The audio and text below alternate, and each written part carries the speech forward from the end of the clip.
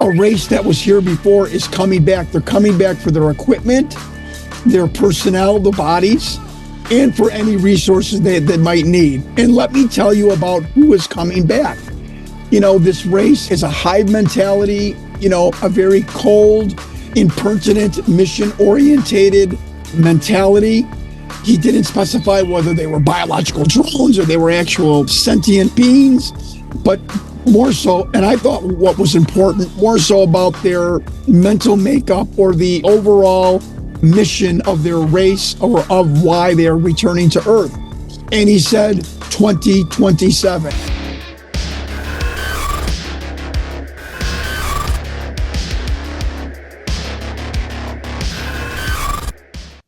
Welcome back. I'm here again with Jon Stewart. Jon, welcome back.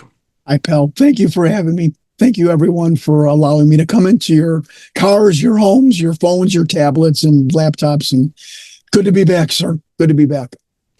This has nothing to do with anything we ever talk about, but I'm just curious, and I'm sure that maybe the audience might be. Maybe they have no curiosity about this at all. But I think yesterday, Hulk Hogan passed. Yeah. Look, I kind of half questioned asking you about this because, it's a binary. People either loved him or hated him. I know Jesse Ventura was asked about him before he died, and he was not a fan. I only want to speak about his wrestling life in the ring. When I was growing up, I loved pro wrestling. I did not want to be a pro wrestler.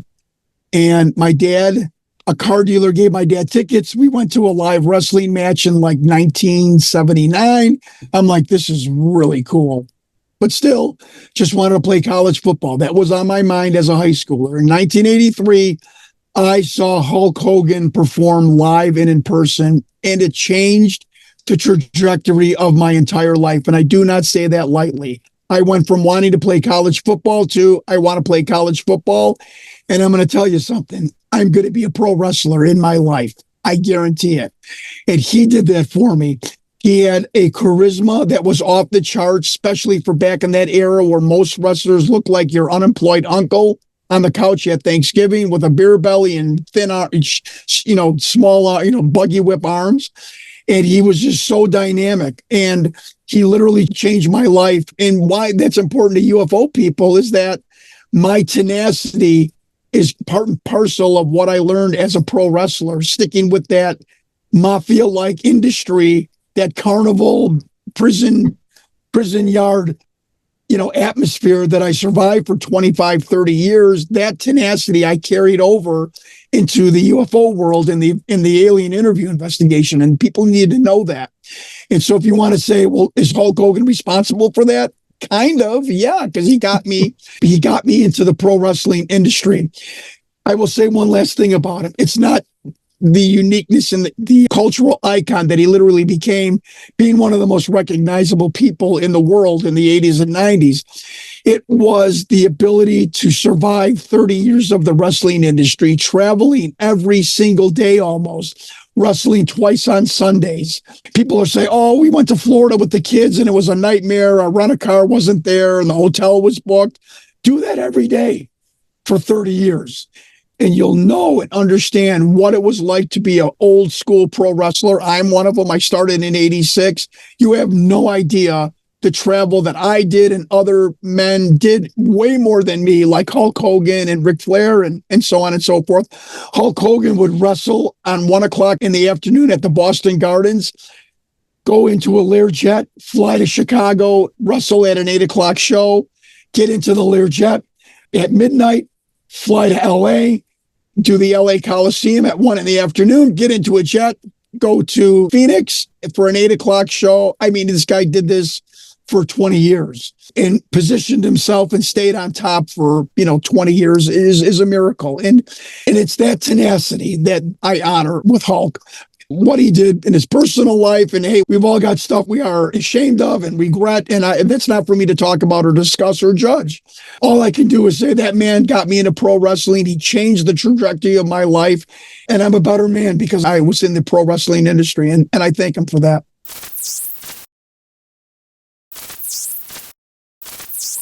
To advertise on Through a Glass Darkly, email throughaglassdarkly@gmail.com. All right, 2027. What information did you get about it? Yeah. When did you get the information? And Yes. Yeah. This is really interesting and alarming. About a little time after I got the Lockheed firefight, because I was now even more on the internet of people making fun of me, a scientist who specialized in electrical engineering, if I can be specific, sent me an email. And he said, I caught you on a podcast. I really appreciate what you're doing. And I want to tell you my story. And my story is I worked alongside, and I'm paraphrasing, of course, folks, so bear with me, that I worked alongside in my career as a scientist with DARPA. And he said, and in the last 5 years of working alongside projects with DARPA scientists, I became increasingly alarmed. And I became alarmed because what I heard in laboratory talk, what I read in memos, what I saw on the drawing board, what I saw being implemented was very disturbing. And what I saw, what I read, and what I heard was leading me to the fact that DARPA is not making weaponry for another Middle East war. They're making offensive and defensive weaponry for some sort of planetary invasion. You know, and I'm like, oh my God. I mean, this is War of the Worlds. Come on. Now I get sent his dissertation, his private dissertation. I sent this to Ross Coulthart. I always throw Ross in because if I'm in trouble, so is Ross. But I sent it to Ross. We both read it. We found it very alarming. The specificity that he talked about, the things, the facts, ladies and gentlemen, that this man heard and was told about who was coming back. You know, so, and he used the word returning, coming back, like someone was here before. And I will briefly preface, paraphrase his whole dissertation, which was a race that was here before is coming back. They're coming back for their equipment, their personnel, the bodies, and for any resources they might need. And let me tell you about who is coming back.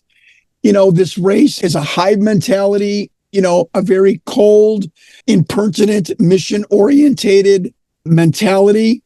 He didn't specify whether they were biological drones or they were actual sentient beings, but more so, and I thought what was important, more so about their mental makeup or the overall mission of their race or of why they are returning to Earth.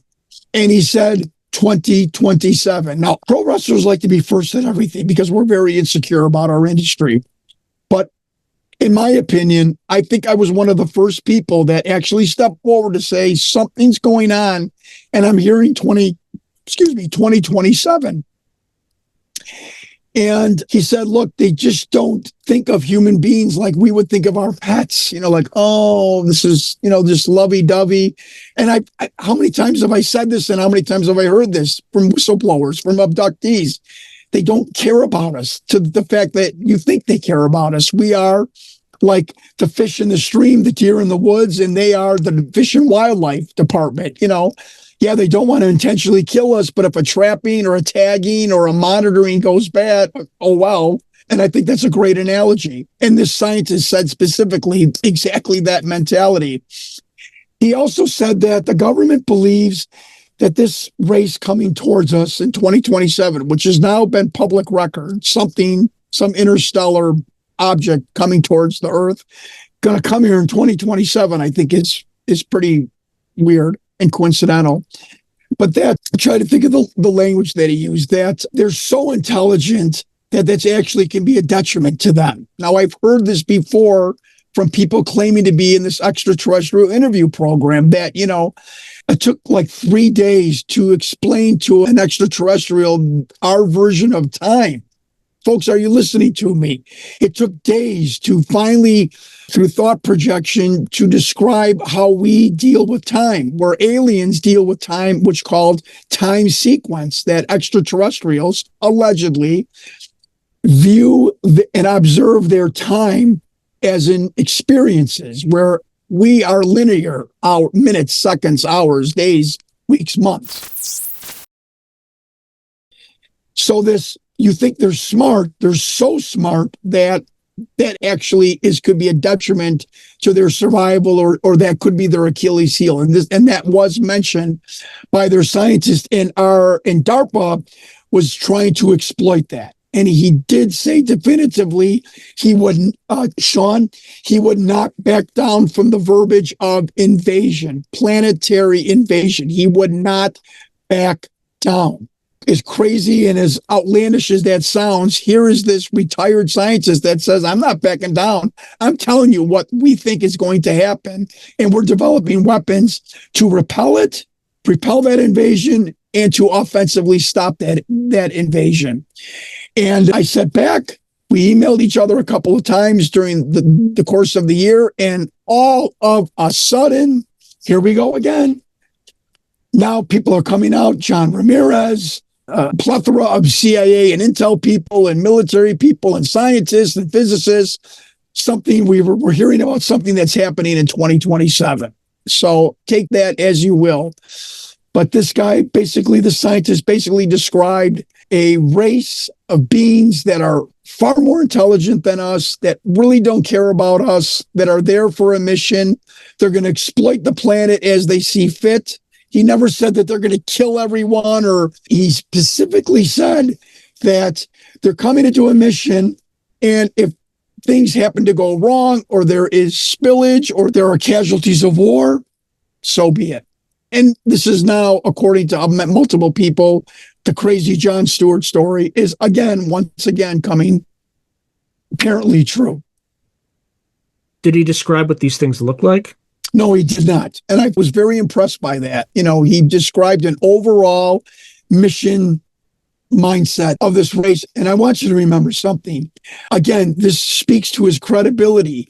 He didn't say that he was reading the specificity of the battle plan, so to speak, that what he was seeing in memos, what he saw being created or wanting to be devised or implemented, was not to kill a Iraqi soldier. It was to thwart or defend some planetary or atmospheric threat that wasn't a fighter jet from another country, if I'm making sense. Some kind of space-based weaponry for something coming in from deep space. And that, to him, was alarming.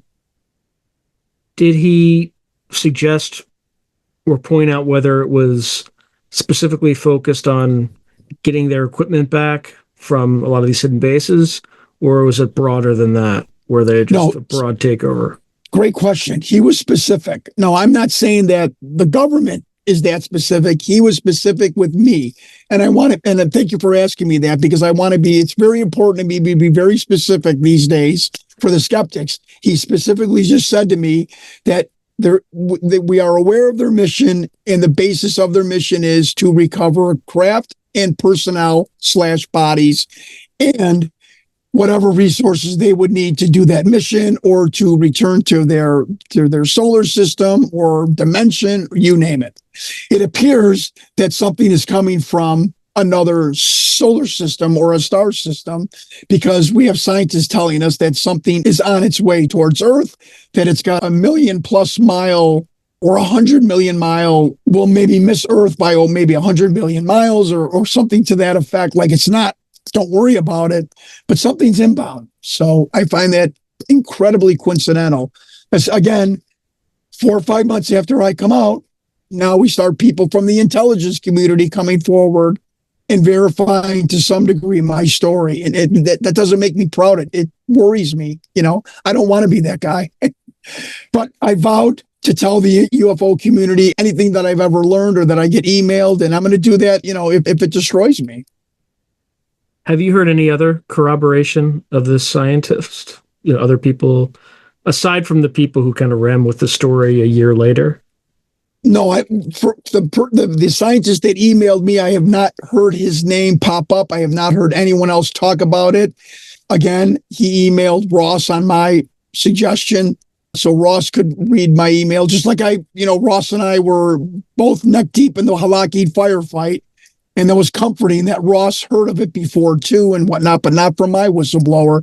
No, I have not heard him or his name resurface from anybody. Again, he had a master's degree in electrical engineering. He had a system on the space shuttle. Which system, he would not tell me. And his lack of specificity, I agree with, keeps him safe probably. But what really worried me, and I'll end here, was his absolute reluctance to back down from his verbiage, which was planetary invasion. And I know that sounds crazy. I can hear it in my own mind, how crazy it sounds. But when you have scientists coming forward that something is inbound, it does make you raise your eyebrow. Have you heard from him since? Last time I talked to him was about 6 months ago. With my whistleblowers, I always try and touch base. Hey, how you doing? Thought about you today. How's everything going? Do you have anything new? The last time he emailed me, was asking me if I can remember. I talked about him on a podcast, and he corrected some little fact that I had wrong, and he was very cordial about it, and wish me good luck, and just a generally nice person. And you have to ask yourself, why is a retired PhD scientist emailing a car dealer from Chicago? I mean, come on. For what reason? And, it's the skeptic two-step. They can't answer that. They can't answer a simple question. Oh, he's bored. Okay, whatever. He's bored. And he's going to email a car dealer from Chicago about a planetary invasion that all of a sudden starts to get talked about 6 months later. Because I know I'm not monitor, so the skeptics are right. Crazy. Any other strange revelations recently from whistleblowers? I've actually interviewed a woman who claimed her dead husband was one of the telepaths in this extraterrestrial interview and retention program at S2 Alpha. I met her for like 3.5 hours. I thought this crazy woman was going to show up. First of all, she parks in an adjacent parking lot. And she later tells me that she did that because that's what she was taught from her husband as a security precaution. She comes out of the car and she looks like some wealthy lady who just went to the farmer's market on Martha's Vineyard, with like cut flowers in her hand and a French baguette, loaf of bread, and her garden sun hat on, highly educated. And she walked into the coffee shop. I'm like, I thought this was a joke. And she sat there for 3 hours just telling me that her husband was recruited into this program. And just like Victor, and the reason why she contacted me, she heard a podcast about Victor, the alien interview whistleblower. And she said, I find it bizarre. My husband was obsessed with the sun. Victor was obsessed with the sun. She's like, John, what is going on in this alien program where these telepaths or anybody involved with the program constantly talks about the sun? What were they told from these extraterrestrials about the sun, an event concerning the sun, which would be, I would assume, a solar, mass corona ejection. And it was amazing. And another similarity she had with Victor, the whistleblower, was there is an anger level at the government, at these people running these programs where we don't want to use this alien technology for the benefit of humanity. We want to use it as a weaponry platform. And that bothered Victor, and it bothered her husband. And she said when her husband went nuts, she said one time at a conference table at south of Area 51, they pulled him out of the program. They basically ruined his life. They were monitored every Wednesday. She said, John, for 1.5 years, every Wednesday, there were 2 men waiting outside our house in California, or told me where she lived and whatnot.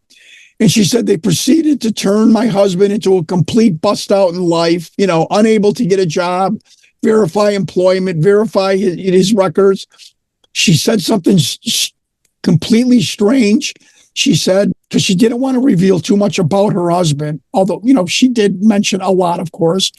But she said, yeah, we were in Santa Monica, and one of his students came up to him and said, oh, I was in your lecture at UCLA. Oh, that's really, to me, that's not a lie. That's somebody regurgitating a true story. And so this guy was a adjunct professor at the very least, which is a lecturer, not a full-time professor. Mm-hmm. So this guy was an adjunct professor at UCLA at one point. She showed me pictures of him.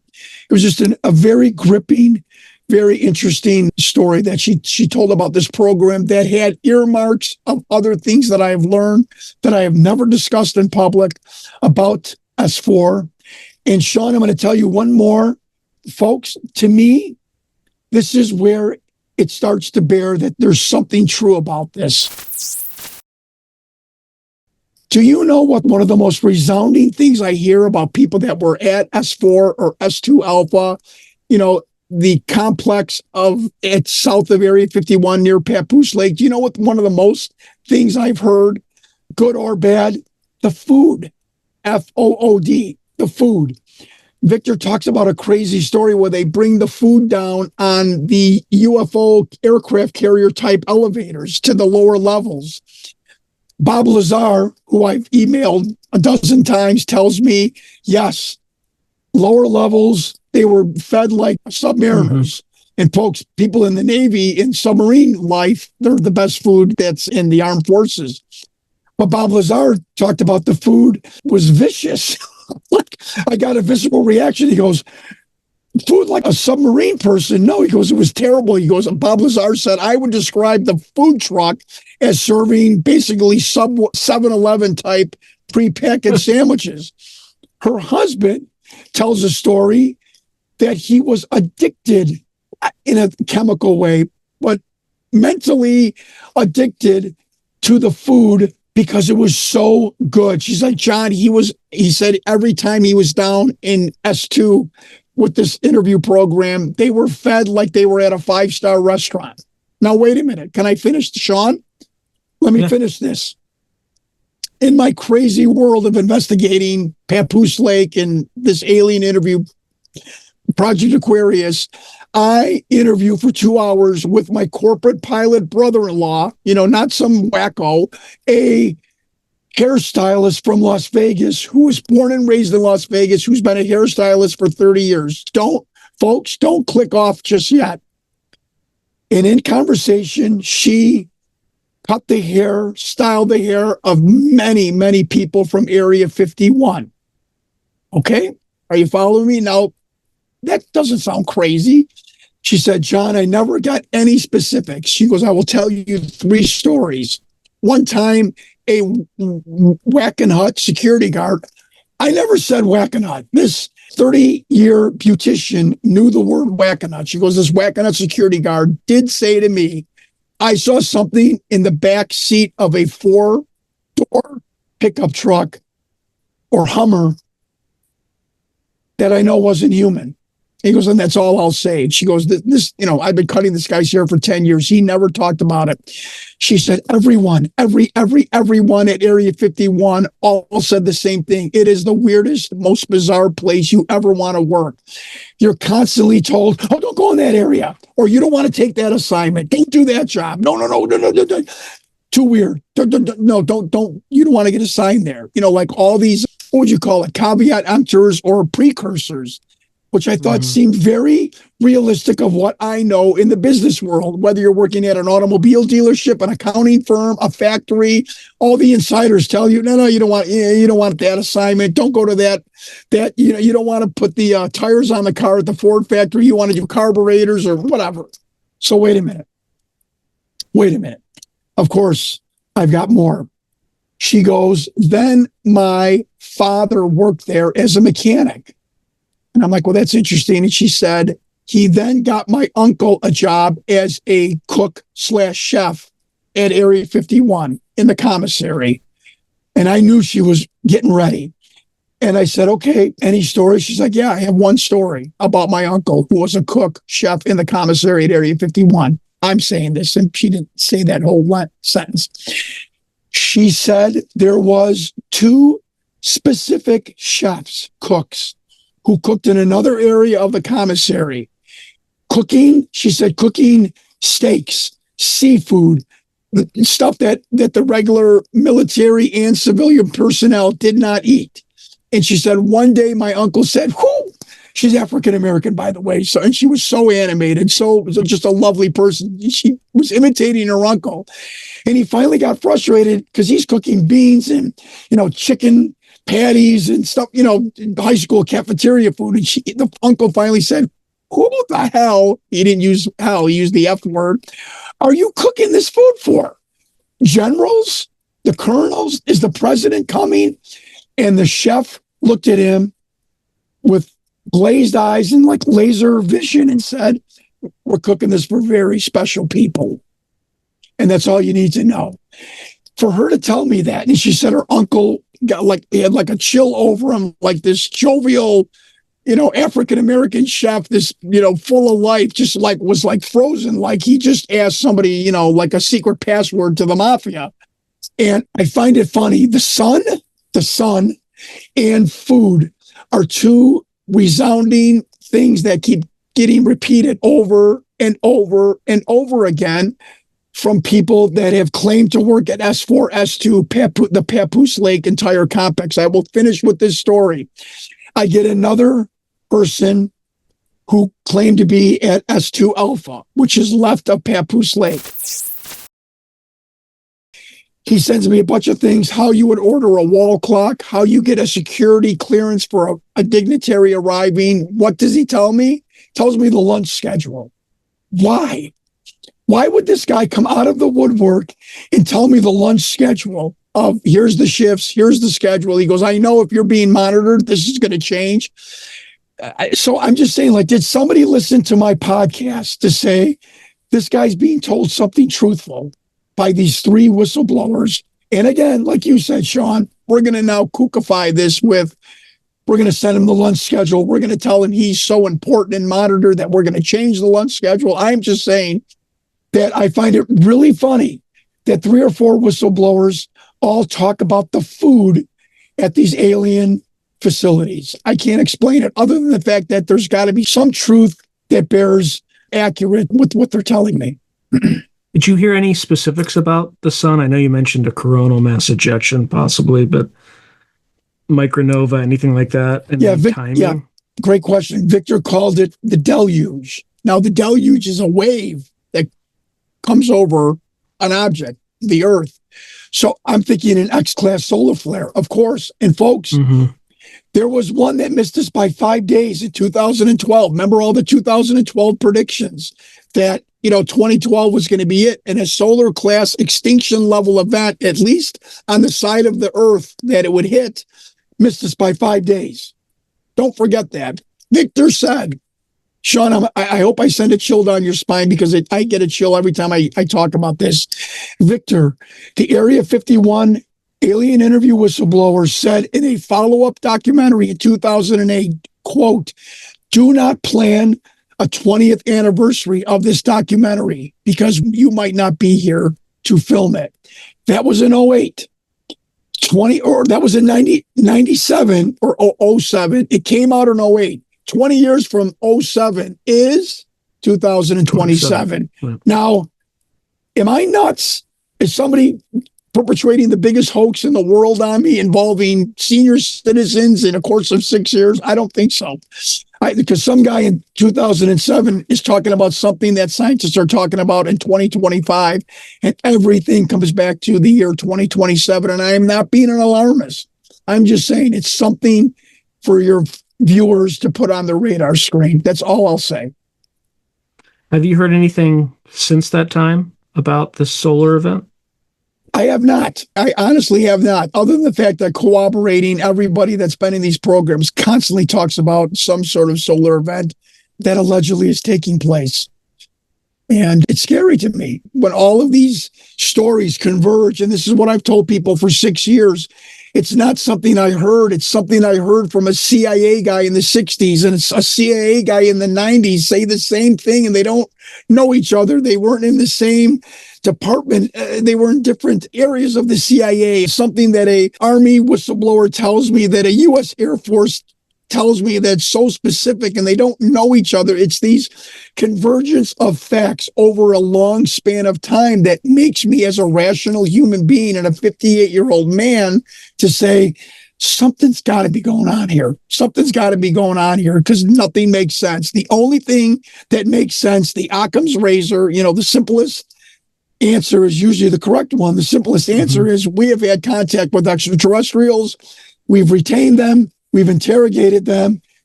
And somebody's coming back to get him. And don't discount the sun, because that's the wild card in this cosmic neighborhood that we live in. And did extraterrestrials tell? My theory is extraterrestrials did tell people in these projects, we know convergent timelines. We know what's going to happen in the future to some degree. Here's what's going to happen. And they show the X-class solar flare in the year 2027. I'm just extrapolating from what I was told, that people that communicated allegedly with these extraterrestrials are then coming back out of the program obsessed with the sun. Explain that. Yeah, that's pretty weird. Yeah. Any final questions for the audience? Any final questions? Meaning Questions, comments, concerns, no, jokes? Yeah. It's been a wild ride. If many of you don't know, I did finally, with the help of a UFO researcher from Tucson, Brian Pemble, get the money up to pay the director of the alien interview for the full name of Victor. His name is Stanton John Willett. He was only shown a social security card. He said he was a counterculture type scientist with a ponytail, which backs up what Eric Davis said about the scientists in these programs, where they're counterculture hippies that hum Pink Floyd. I thought that was, again, two men, Hollywood and scientists, saying the same story. We found Victor on a EG&G entry log at Area 51. Stanton John Willett working for EG&G. Victor said he was the active agent that removed that film. One of the things EG&G did was I say hyper, it's not really a word, but super top secret video documentation for the United States government. Was Victor telling us the truth? Was he like a high profile videographer for EG&G subcontracted by the government? We were told an Air Force cameraman, but was he hired to do which what he said was the recataloging of these films from VHS to digital? That makes more sense. And instead of an Air Force personnel, they hire a government contractor to do that. So for the skeptics, did I find Victor where he went to school, classmates, his neighborhood? No. His name does not come up. We found a John Stanton Willett that lived 10 miles from me. That's bizarre. But Stanton John Willett is nowhere in any of the records. His social security card said 262. That's a prefix for Florida. But the last documentary in 2008, he was picked up in a car service for the filming in Rancho Cucamonga, California. Mm-hmm. So with this new production, hopefully, we will have the money to go to Rancho Cucamonga and do a have you ever seen type campaign, because the government can't erase your family members, your neighbors, your classmates, yearbook pictures. So we're hoping that somebody can identify his face, because we have Victor's face, and say, oh, maybe he's not really Stanton John Willett. People have told us that he would have been given an alias through the CIA. And that was another thing. That this EG&G entry log, you had to produce you could not go under an assumed name unless given to you by Intel. So either Stanton John Willett is real, or that was his nom de plume given to him by the intelligence community. But we found his name on that entry log, proving that Stanton John Willett was at Area 51, which I think is bombshell. And all the skeptics ran into the corner like mice when the lights come on. But have I got somebody to say, yes, that's Stanton John Willett, he was my next door neighbor? No, but I will get it. I'm not going to quit until I either prove he's somebody else or prove that Victor is Stanton John Willett and grew up in California, and I will solve it. But we got his name. That's 95% of the life mission that I've had, and we will prove the rest of this crazy interview. You mean grew up in Florida, not California? No, he was born. Oh, he's born in Florida. His social security number was 262. That prefix means you were born in Florida, but we don't know where he grew up. He flew in from Phoenix, and mark my words here, Phoenix in the Area 51 Papoose Lake area, there's some connection. So many people have converged in Phoenix. I don't know what happened there. I will figure this out. But in 96, he flew in from Phoenix. In 2008, he was living in Rancho Cucamonga, and that's where they had a car service pick him up for the 2007 documentary, which was released in 2008. So, and there's a bunch of Willets in Rancho Cucamonga. So hopefully, fingers crossed, one of his relatives will identify him and tell us, yes, his name was Stanton John Willett. He went to UCLA, or, he was this, that, and the other. And hopefully we'll get that for the Hollywood producers for the new documentary, if that happens. Sorry for my voice. No, you've been talking for 2 hours almost. Yes. So, well, thank you, my friend. It's always a pleasure seeing you, and look forward to seeing how this develops. Thank you, Sean. Thanks for having me, and God bless to you and your viewers. Thank you for allowing me to come into your homes and your cars and whatnot, and have a great rest of the summer. Thank you. All right. Thank you, my friend. If you enjoyed today's video, please hit like and subscribe, and also hit the notification button so you can be notified whenever I post new content. Thank you. Now, if you're enjoying the channel and you want to support it, there are several things you can do. In fact, there are 5 things you can do. The first thing you can do is just buy my books. I got plenty of books out in the market right now, and I would prefer that folks buy a book rather than giving me direct support, because they get something out of it. They get a real tangible product. The second way you can support me is by becoming a member on YouTube or becoming a patron on Patreon. And just go to either site and it'll explain everything.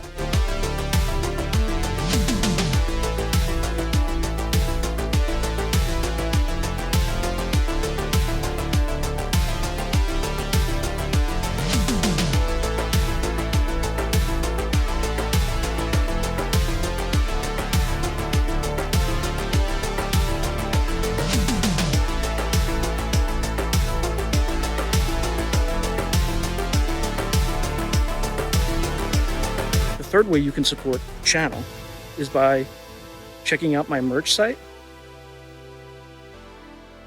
which is here. There's plenty of stuff that you can get to support the channel.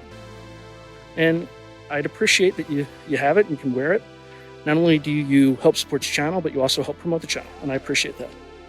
The fourth way that you can support the channel, and this is really easy, is anytime you want to buy something on Amazon, literally just go to the description below and click on any link, literally any link. The channel gets a cut of that, and it costs you no extra money. You just go through the link, as I'm part of the Amazon Affiliates Club. The fifth and final way you can support the channel is through donations. Now, I don't prefer these because it's more of an expression of gratitude, but you don't really get anything out of it as a subscriber to the channel. However, if you decide to do these options, there's 2 options. There's Buy Me a Coffee, which is a separate site, and there's also, you can go through YouTube with either a super chat, super sticker, or a super thanks. Again, I prefer Buy Me a Coffee because that organization takes less money than Amazon does. But either way, I appreciate any support you are willing to give the channel. So thank you very much, and keep watching. I really appreciate it.